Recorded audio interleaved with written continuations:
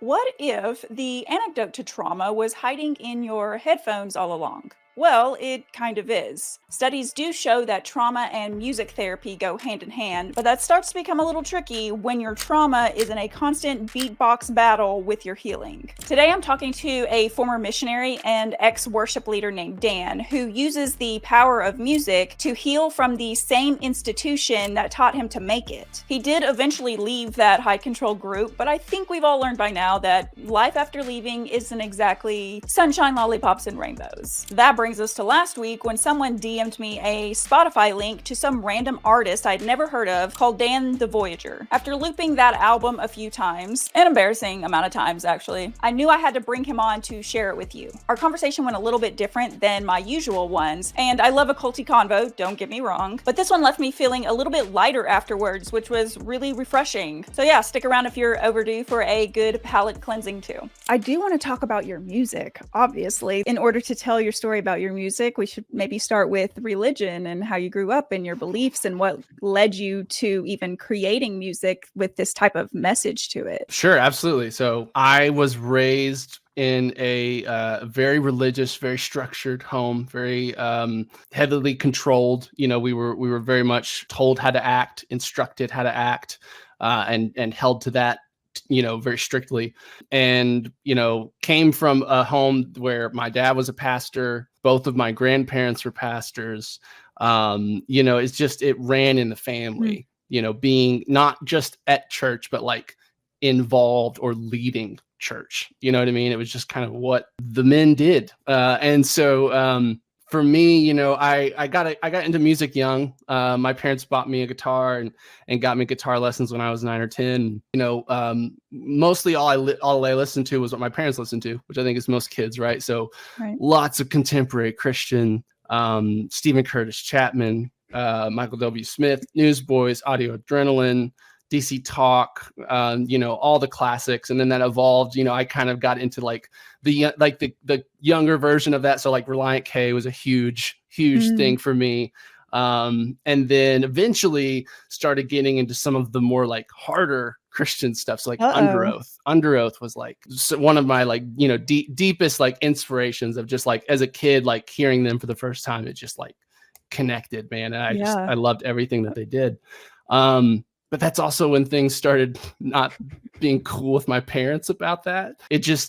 I could not convince them that even though they sounded, I guess, demonic when they screamed, that they were still saying Christian things. It just would not compute in their head. The message is there, Dad. Exactly.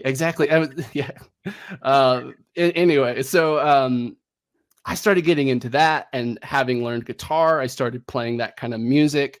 And started kind of forming bands, with my friends around the time. This is like 7th, 8th, 9th grade. So just kind of jam bands, whichever friend has the basement, and going over and jamming and stuff. And then we started writing music and started getting kind of like a little Christian emo band together, a little screamo, emo, got stuff going on. Screaming for God.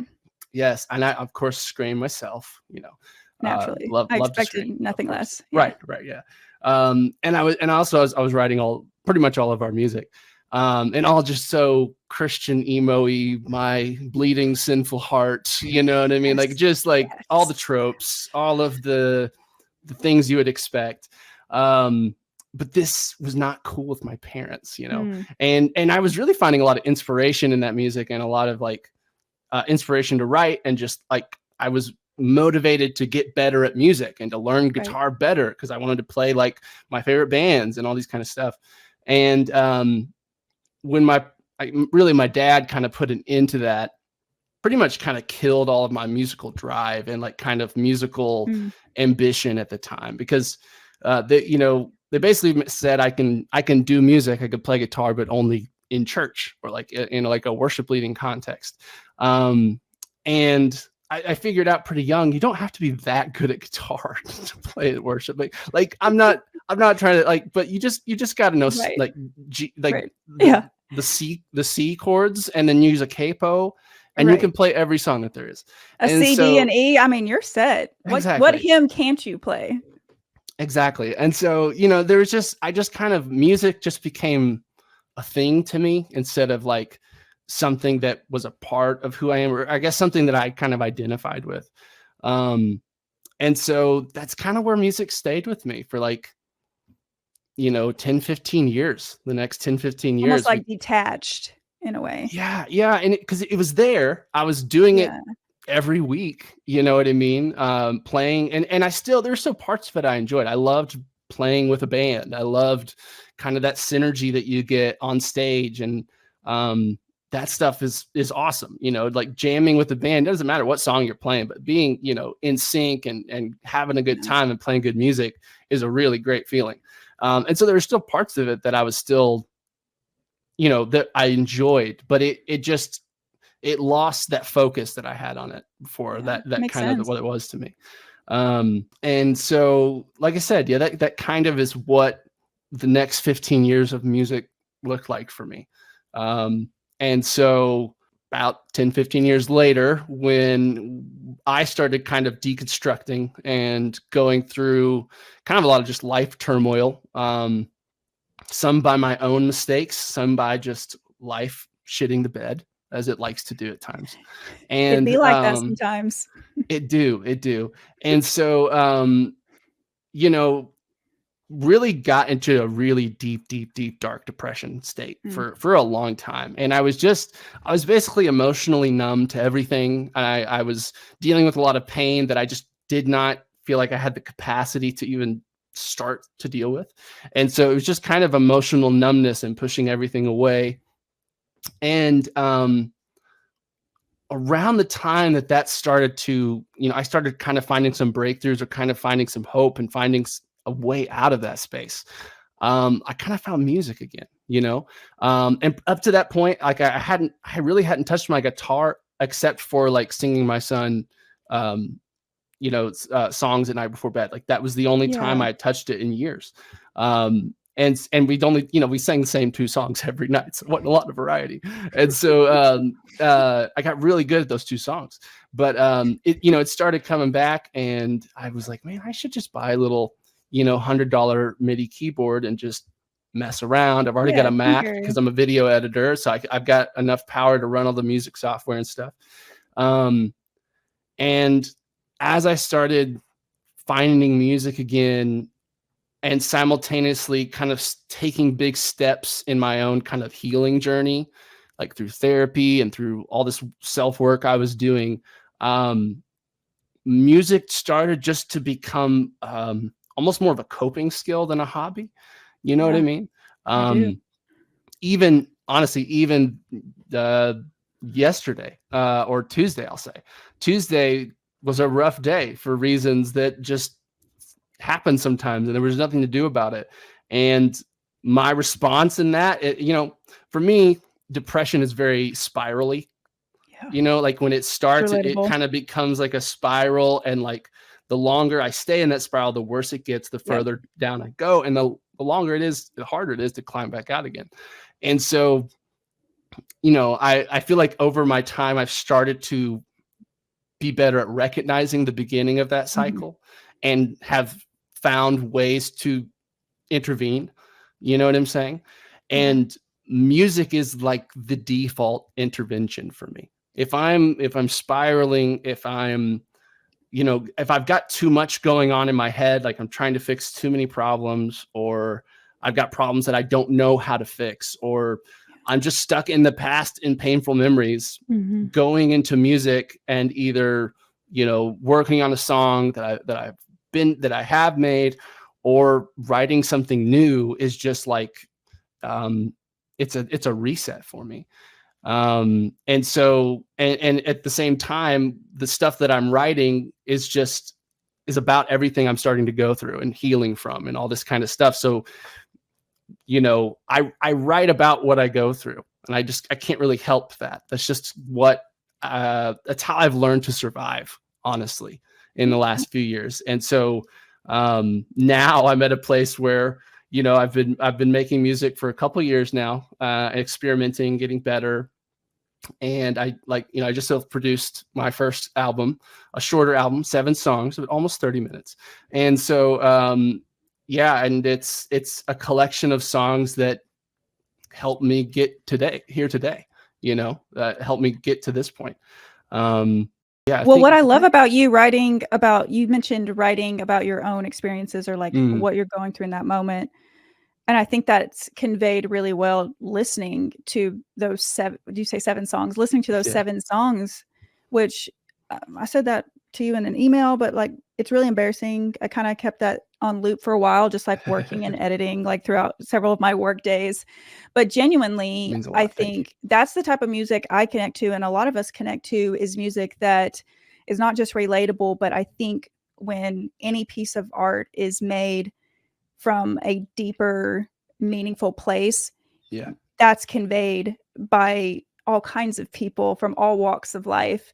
And I think that's very true for your music. And I think that's that's a very beautiful thing. Well, thank you. I appreciate. I'm so happy that you feel that way, because I think, the amount of emotional or vulnerability hangover I've had after this is a lot, because I get pretty detailed and pretty, I talk about the hard times as much as the good times.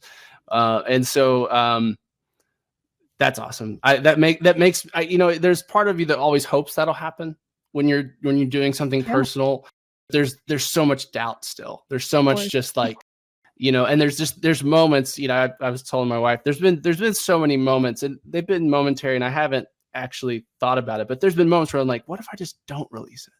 What if I just changed my mind and just stopped doing music? And then I realized that that'll probably lead to my death. And I'm like, oh, I can't do that. Well, I got to keep going. Shoot. It is a very vulnerable thing to take those personal heavy experiences and kind of transmute those into something like music or any creative expression. It's terrifying. Yeah, no, absolutely. I think there's definitely, for me putting this album out and just beginning to continue to release music, because I have a lot more music to release, and I'm writing new stuff.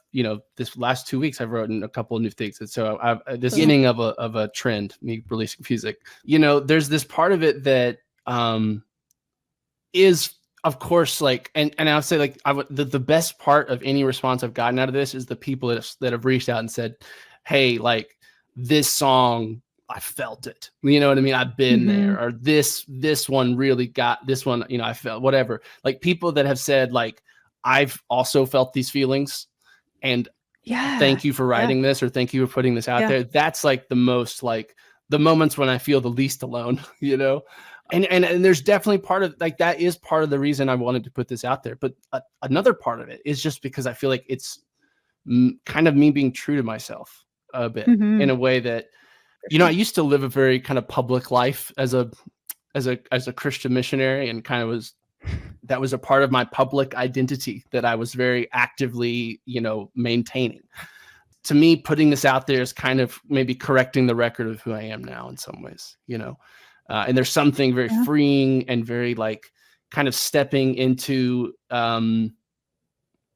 purpose. I don't know. There's just something that feels really good about that. It feels right. And very authentic. Again, I think that's conveyed in the music, but I think a lot of us who lived so much of our lives almost performing in a way of, like, performing Christianity first, publicly for so many people, and having to be people or portraying people that we didn't really feel like at our core that we were. And so now in our 30s, I don't know how old you are, but in our 30s, it's like, wait, this is kind of the first time I'm expressing myself in a very authentic, genuine way to who I feel like I am, not what's, not who people expect me to be or my family thinks I am, but like actually who I am. And there's something so liberating about feeling that. And it's like, you just crave more and more of that. So no, I'm sorry. You actually can never stop. I don't plan on it. I have a lot of songs that I've already written that are in, like, some stage of, like, I'm all self-taught, and I have, like, zero music theory knowledge. So I do everything by ear. And so sometimes I feel like I can do pretty well at writing the songs. Getting them to sound like I'm hearing them in my head is the biggest part, is the hardest part for me. And so sometimes that just takes me a long time, and I'm a perfectionist. And so, like, it's hard for me to let things go, or to be like, okay, fine. In some ways, me putting out these first 7 songs was kind of like, I'd been planning on releasing this, for, probably 2 years of like, I want to release something. I want to release an EP and an album. And the amount of times the track list has changed, or the amount of tracks has changed, or like the amount, I mean, last year, I think it was probably like almost 7 different songs than it was when I released it. You know what I mean? So it was this constant evolution of like, how do I want to introduce myself to everyone? You know what I mean? Ooh, And, and like, there's part of me that could have kept working on that for another 5 or 10 years and just obsessed about making the best first impression I could possibly make in every category. You know what I mean? But I also realized then I would just never release music if I did that. And so there's something of this like accepting that like I am, I'm a self-taught producer, so it's going to sound like that, and I'm okay with that. But as I keep doing it, as I keep trying to make new stuff and not just perfect old stuff, I'll get better, and all that kind of stuff. So yeah, it's but there's a lot more to come, and I'm excited to share a lot more. I've got stuff that I was actually working on before I hopped on here that I'm like, oh, it'll be exciting. It'll be fun. So we have a mutual friend. He sent me your music. Shout out to him for, like coming through for you, and just, it's underrated when you have really great friends as an adult. And I'm hoping and assuming he's that for you based on the little I know. But I really appreciate him sending me your music. He mentioned to me that I think you do every part of this. It's not that you're just writing it, singing, right? Like you're doing every aspect of the creation process. That seems so overwhelming, because most people have like a team of people or a group of people work on all of these various aspects. I appreciate that. It can be overwhelming. And I feel like I'm still learning so much. I mean, the amount of times I'm like going to YouTube for tutorials, or Reddit for forums, or like, I wanted to do this, but I don't know how. But yeah, I do try to do everything myself, partly because sampling and getting clearance for that sounds like a nightmare. Also because I just don't know how to do sampling very well yet. I'm still kind of learning that, but I know how to like loop piano riffs and drum beats and play a little guitar. And so like, I'm using what I've got to make what I've got. And so, but yeah, no, I like being in control of it. Like there's part of me that is like, yes, I would love like what Billie Eilish has, and like her like a Phineas that just like wants to like, can hear my vision with me and then help me build it, and has so much more of the technical knowledge that could probably get where I can get there, but it'll take me 10 times as long. Of course I would love that. But then there's also this part of me that is like, yeah, but I want to control everything. Yeah, we were talking, I know you and I were talking about that the other day, just like the internal struggle of power and control, and not in an overbearing way of other people, but just like an internalized like grip on ourselves or the things in our world that we're creating or involving in and stuff, and how that can be detrimental at times. I read something this week. I think it said something like, anything I've ever let go of had claw marks in it, meaning like, I've and that like hit me pretty deep. So I was like, that's me, unfortunately, to a fault sometimes, where it's like I just want to maintain that control in every aspect of the process, that it's hurting me more by just sinking my claws in than if I just was like, well, it's okay, but I don't know how to do that yet. I don't have the answer to that, unfortunately. Yeah, I wish I did too. I guess let me ask, how would you describe your music? For Don't someone ask who's me never that. heard. Don't ask me that. I mean, alternative music is how I would describe it. No, I'm kidding. So vague. That's so vague. Yeah, I know. It's like, I'm not a rapper, but I do some rapping. I do a lot of singing. I would say it's this weird alt rock, alt pop mashup thing. It's like some people, I feel like when they write an album, they're like, oh, I was listening to this artist or that or this, and that's what inspired me. In some ways, I feel like everything I've ever listened to inspired me to make this. And so there was a lot of I will say, like, Mac Miller's album Swimming is one of my favorite albums. I think it just is so vulnerable, and just the production is just wonderful. I think Mac's writing is so succinct and yet deep. And so there was some of that I was listening to. even some, an artist I really love in the last like 10 years or so is a band called Car Seat Headrest. And they do kind of alt rock. And so, and the way he writes, I feel like emulated some, where it's like a mix of very down to earth, just like talking about what happened today, but also mixing that with like more existentialism, or more like talking about big picture stuff, and connecting like kind of mundane things to the bigger picture. So yeah, that's I see. I feel like I gave you such a word salad answer to how I describe my music. You did. Sorry. Yeah, No, well, it makes sense to me because I've listened to your music a lot, but I think Okay. that gives a generally good idea to someone who even hasn't. And plus, selfishly, I was asking because I had posted your music, like a link to it in my Patreon, and someone was like, well, how do you describe, like, what kind of music is it? And I was like, let me ask him. Yeah. I guess like alt pop, Because I didn't want to misrepresent. The best might be the best, because alt pop is like pop's everything. Pop's rock and hip hop. It encompasses a lot. Everything. So yeah, alt pop may be the best. You got some beats though. You got some beats. Yeah, absolutely. Yeah. Definitely beat heavy. I do like the beats. Do you have any song on that album that is a particular favorite in a way of maybe like the meaning, or I guess maybe, I don't even know. I don't even know what I'm asking here. Do you have a favorite? Yeah, I mean, oh, man, it's so weird. In some ways, they're all my favorite. I would say, as far as just songs that I feel like I can just listen to anytime, I think Sinking and Watch What You Say are pretty good ones, just because Sinking's a nice, upbeat, kind of hopeful, the future's bright kind of song, and I can always use a little bit of that. And then Watch What You Say, I just like it because it's a jam, and it's very like, boundaries, don't talk to me like that anymore.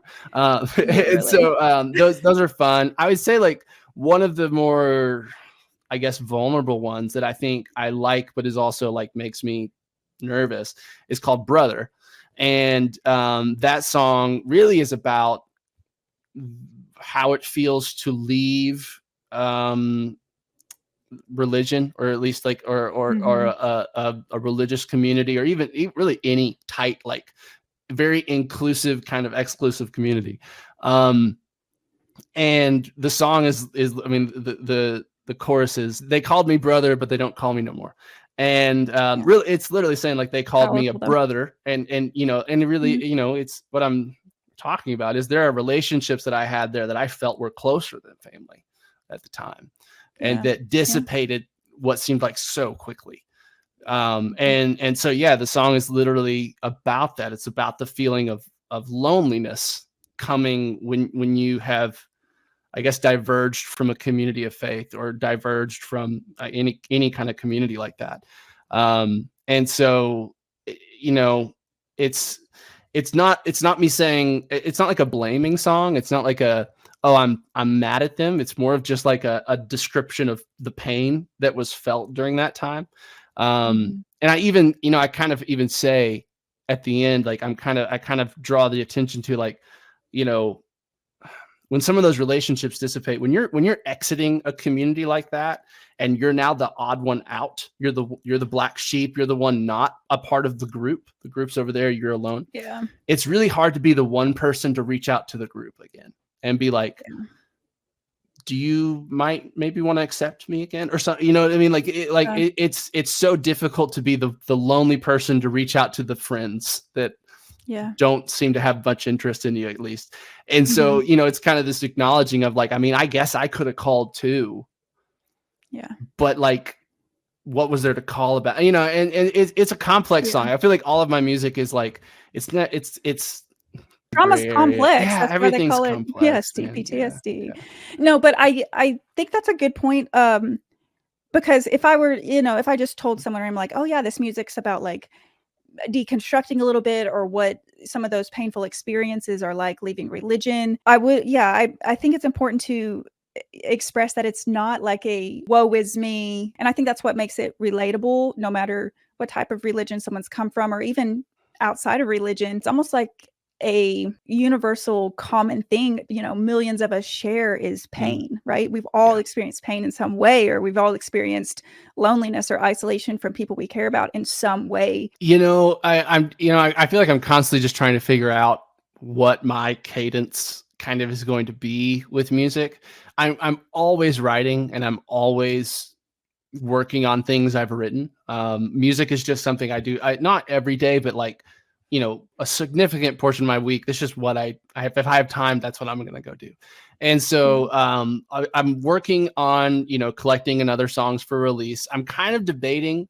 So what I've kind of got some more songs, almost kind of like a B-sides of In Case You Missed It, that are just songs that I still like, but that are similar to some of the same things that In Case You Missed It was saying or talking about. That I'm debating. I may try to put that together and put that as kind of like a, I'm not saying anything necessarily new, but here's just like other versions of the same ideas kind of thing. And then the stuff I'm kind of working on now is a little bit different. It's a little bit more maybe electronic influenced in kind of the beats a little bit, maybe a little more house and EDM style beats. But those songs are, I've got about 3 or 4 like written, but then I've got about 7, maybe 10 ideas also that are kind of in that same vein. And so I'm kind of thinking that is probably going to be the next full length album, and maybe try to go like a 10 or 12 song album that I will release as soon as it's ready. And then, but in the meantime, like I've got so much music that I love and that I can just tweak a little bit and release. So I'm planning on just wanting to I want to be releasing a lot, singles, little EPs, little, whatever I can. But yeah, I would say within the next 2 to 3 months, you'll absolutely. Ooh, I've got these like 3 songs that are like about frustration. I'm like, cool, a little like 3-song EP about frustration that I like, I've made my introduction. This is who I am. This is where I'm going. And now I can just talk about whatever I want, you know what I mean? And just put out stuff whenever it's ready. And that's a fun. I think that's great. And it's kind of cool, just think about you saying, you have a son or whatnot. Even these one-off ones, or the ones that you said are kind of similar to other ones you might release. I think that will be really cool someday for him to look back on, or, and get to know you in that type of deeper way, in just a different way than he knows you in person. So kind of like a glimpse into your psyche, or, your emotions and things like that. And I think, especially for dads with, Father's Day is coming right up, right? But that's such a repressed area in religion for men, is expressing things emotionally. I come from a long line of men that do not know how to talk about emotions with their sons. That is something I inherited very strongly, and it's something that I come up against a lot. Like it just sometimes feels like just a wall, and I can stare at it and I can see the other side, but I just can't punch through it. But music to me, and writing artistically, there's something about that change of pace that lets me just be very free flowing and just honest and real. And so there is a part of me that says, like, if I can't say it to him, maybe I can write him a song about it, Yeah. And that is, I'm kind of recognizing now that, like, I talk about harder things when I sing about them. That's just, it's easier for me to get the words out. And so yeah, I hope so.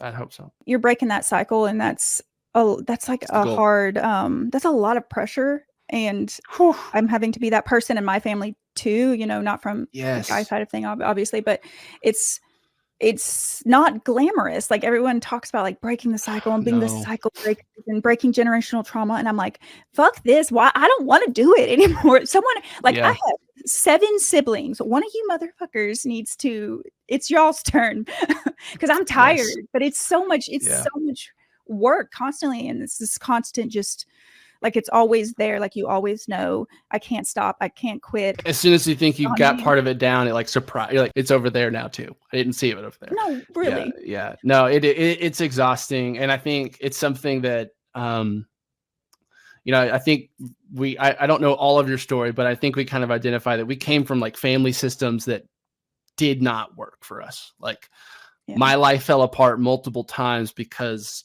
I couldn't get anything together. And a lot of that was just because of a lot of emotional trauma that just Mhm. never ever got even acknowledged, you know.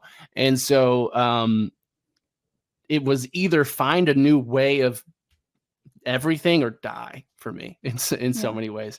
And Yeah. so like it's exhausting because like it feels like when you're parenting, you're questioning everything because Mhm. you can't just do things the way your parents did them when the way your parents did them you don't know exactly what they did that did it, but a Yeah. culmination of certain things just really made a lot of challenges for me. And like trying to figure out what those things were and do them differently, it's just you're right, it's exhausting. It's constant, you know what I mean? Constant So, questioning of like, am I doing the right thing? Am I screwing them up the way that I was screwed up? And then yes. I feel like another layer for me and for a lot of us is we don't have a good relationship with our parents. So it's not like we can even ask, we don't have anyone to ask for advice. Mm, Like we don't have anyone to roll this stuff off of or bond over it or mm, pick their brains about how to do things in parenthood. It's like you're kind of on this island by yourself, or it feels that way a lot of times. mm, It's just very isolating, trying to parent so vastly different than how you were parented or how your family still believes. And yeah. it's incredibly difficult, very lonely. You know, me and my mom, we're closer than we've ever been, and I think That's that's a awesome. big deal. And I think, especially in the last few years, she has put in effort that has been a lot to me. You know, not everything's perfect, and I think there's still things to go. But like, um, part of what's helped me even understand her and how some of the things worked out between us is understanding what happened to her when she was a kid, you know, and the Yeah. kind of treatment that she received and the kind of love she did or didn't get. And and kind of seeing like the trauma like DNA tree, like the ancestral Yeah, tree of for sure. trauma, and just like watching, oh, like that's where that behavior started. That didn't even start with me. Yep. That was like 2 generations ago. And then that just started being passed down as a norm. And then boom, now Mhm. I'm trying to make it stop. So you know, but it is still ice because it is like, it's not like my in some ways my mom is having to heal with that too in order to even have Sure. perspective on it too. You know what I mean? So Right. it is still that thing of like, yeah, we don't really know any other parents having to go through this like this. You know what I mean? Right. That are questioning so much about how they were raised, trying to do so much of it differently. You know, like you're right, it is romantic. Breaking Yeah. chains, like ending generational trauma, like ending these kinds of things. It's romantic, but like sometimes I just wish I came from a system that just worked and I could have just duplicated all of my parents' life and just kind of Yeah. kept on with that. Toasted. Like Yeah. family business, whatever Yeah. it is, it's just like we just had a Yeah. thing and we did the thing and like just nothing dramatic ever happened. you know? No, Uh, because that's absolutely something that I can spiral about if I get on it yeah. too long. Is Yeah. like little me, kid version of me, that's my son's age now, Mm, you and I, when we were at the we all deserved to have mm, good present parents who were trying to do the right thing or doing the right thing or breaking mm, those generational patterns mm. for us. And we didn't get that and we'll never get that. And so a part of me feels like, I've been robbed of Yeah.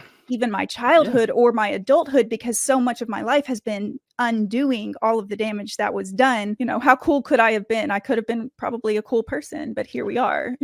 I think anyone that goes through especially big life trauma, like you can't help but feel that way sometimes. Or just feel like, but what Yeah. if this one thing had happened differently, or what if that hadn't happened, or these things. And I think just as a man, I have this tendency to not want to give myself any pity or Yeah. any Makes sense. grace. You know what I mean? It's like, well, Mhm. that guy had it Suck it up. worse or this, Yeah. you know what I mean? Yeah. And like Yeah. and that what again, that's how I was raised. We guys, we don't boys don't cry, we dust it off Man. and we keep going. Yeah. You know what I mean? And so like it has been the process of saying, no, I'm going to mourn that. I'm going to Right. feel that pain, that loss, that all of that And in feeling that and going through it, that's how I get past it, you know. Hmm. But Hmm. gosh, the patriarchal, masculine, traditional man inside of me that I was raised to be does not like to do it. Well, I bet that's really uncomfortable, Yeah. and that's putting it lightly. I think it's interesting, and maybe I'm just reaching here, but the age you were really getting into music and Hmm. expressing yourself in that way is kind of the age where you became really suppressed because Yeah. Yeah. your parents and on religion didn't want you to express yourself in the way that was very genuine to you. And Yes. so now that you have the freedom and kind of the space, the mental and emotional space Mm, to create now the way that you want to, then it's kind of picking up where you left off back then it with is. music Yes. and expressing yourself in that way and healing your inner child or whatever people say. Yes. No, I Yeah. mean, inner child work has been a core part of my journey, like doing that very, very visually and very intentionally, checking in with little Daniel and seeing what he's feeling is Hmm. oftentimes how I figured out what I'm feeling. Even sometimes, when I have issues sorting through my emotions. So it is like there is like a very youthful playfulness to this era where it's like I'm for the first time in my life, it feels like I'm finding a way to make my trauma work for me in a way. Ooh, You know what I mean? I'm like I I'm like like that. Instead of getting to against you. write Yeah. music about it, and like it's like, and this can now become kind of, I can build a platform, or I can, do whatever with that. And like that's a really empowering feeling to feel like, oh, Mhm. that means I'm making some healing progress. You know what I mean? If I'm able to Yeah. talk about it and deal with it and dig into it, that's a good sign. Yeah. Yeah, that's amazing. My son said something to me, he's 16, the way that Mm, he expresses emotion, he's learned to mm, express emotion as he's feeling it and in ways that aren't hurtful to other yeah. people and just being Yeah. able to it's already difficult when you're that age to put Oh my God. Yeah. words to emotions or understand I mean, to emotions and understand what you're yeah, feeling, I mean, there's so many hormones and stuff. right, right. You barely know what you're feeling yourself, let alone how to express it to somebody else. Literally. He said something to me the other day. He was like, "Yeah, sometimes it's like my brain, he's like, there's 2 guys in my brain, and Hmm. I am my own op."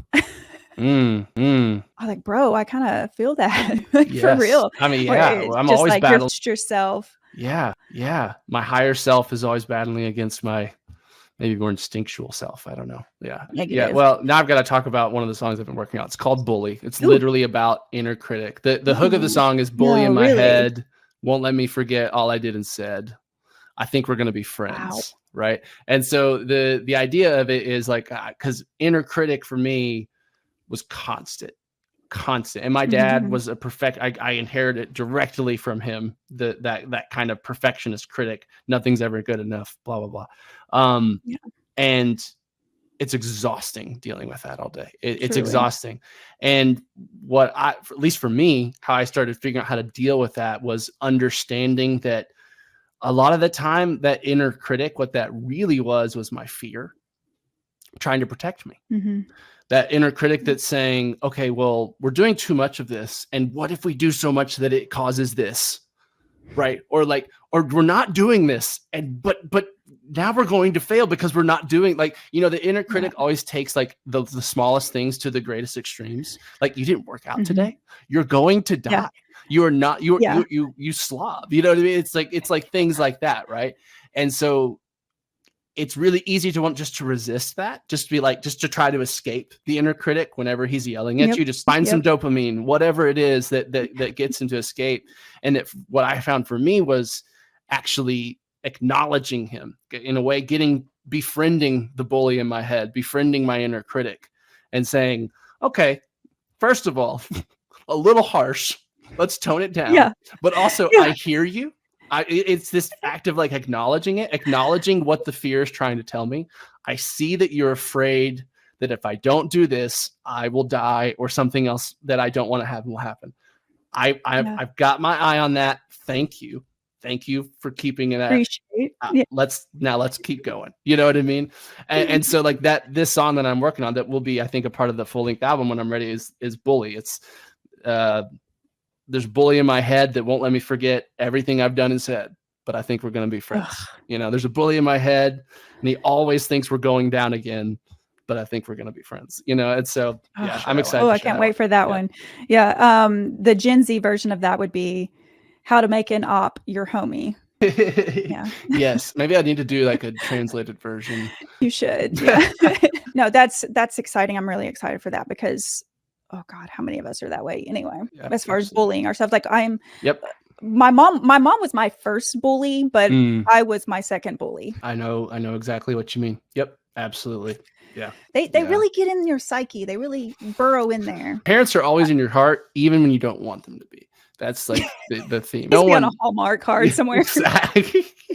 How can people find your music? How can people listen to what you're working on or what you've released? Absolutely. So I am Dan the Voyager. That is how you can find me. It's a pretty good SEO because if you type that in, at least for me, it comes up pretty quickly. So I'm on all of the streaming platforms, Dan the Voyager on Spotify, YouTube, Facebook. I have a Facebook page where I do a little posting with my music. Instagram, TikTok, though I'm really trying to up my social game. I'm not a natural social media-er. And so I'm trying to find the time and motivation to promote myself. It's a lot of work. I just want to make the music. That's all I want to do. But yes, but you can find me on those. I'm trying to, I like to put out stuff about what the songs are about or things like that. So if you're interested in that, those are great places to find that. And if you like to hear two more white guys talk about nerdy stuff, you can find Podcast 2 for 1 on YouTube and Spotify, where my good friend Donovan and I talk about things that only white men talk about on podcasts, which is movies, video games. It's the rule. If you're white, you have any amount of facial hair and you're on a podcast, sorry, this is the only thing you're allowed to talk about.